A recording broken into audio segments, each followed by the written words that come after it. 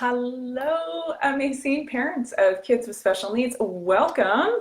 I'm going to talk to you about variation today. So this is essential number 3 of the Anat Baniel method of neuromovement.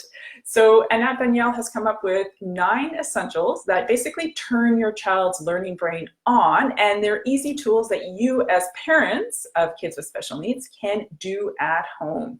And so inside my private Facebook group, we're going over all 9 essentials. So if you haven't found us inside there, come pop in, come say hi, and you'll get more tidbits inside the group. So, but this week is all about variation. So what is variation and what can it do for your child? Why is variation important? How can it turn your child's learning brain on? So, variation provides the brain with a rich source of information versus limited. If you're giving limited variation, it's going to result in limited movements. A rich, varied source of information is going to result in more options for our movements. So you can think of a simple concrete example is if you had learned how to walk only on flat concrete in a flat pair of shoes. So that's how you pretend that's how you learned how to walk.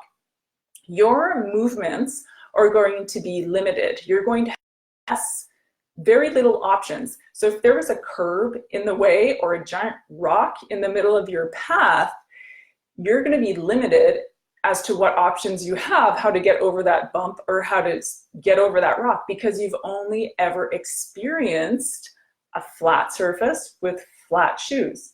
That's been your experience. So you have limited options.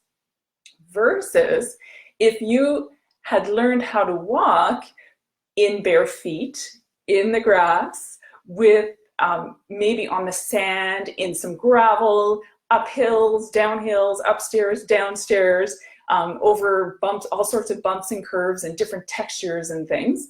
Because of all that rich variation that you had while you were learning to walk, all the rich variation that your brain experienced, you have more options to figure out how to get over a little bump. Okay, so you're not limited to a flat surface with flat shoes. You've got a rich source of experience to draw on to give you more options. Okay, your brain has been upgraded. So as a parent with a child with special needs, start thinking of how are you presenting opportunities for your child to learn. So, maybe you're stuck in a routine with your child of how you do things, of how you're trying to teach your child something like tying their shoe or feeding or something.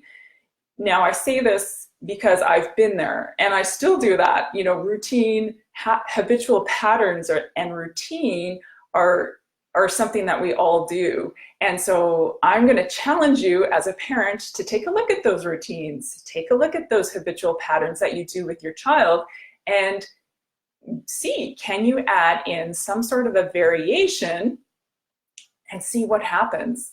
See if it gives them a different option to create in their experience, to give them a richer source of information for their brains to use. So variation wakes up the brain. The brain is designed to notice differences. So by adding in variation, you can instantly turn your child's learning brain on just through variation. So, and variation happens to be like one of my personal favorite essentials just because it's so easy to do and it's kind of fun and, you can be really silly about it, right? You can, turn anything into a song and a dance and all of a sudden you have a variation in how you're teaching your child something.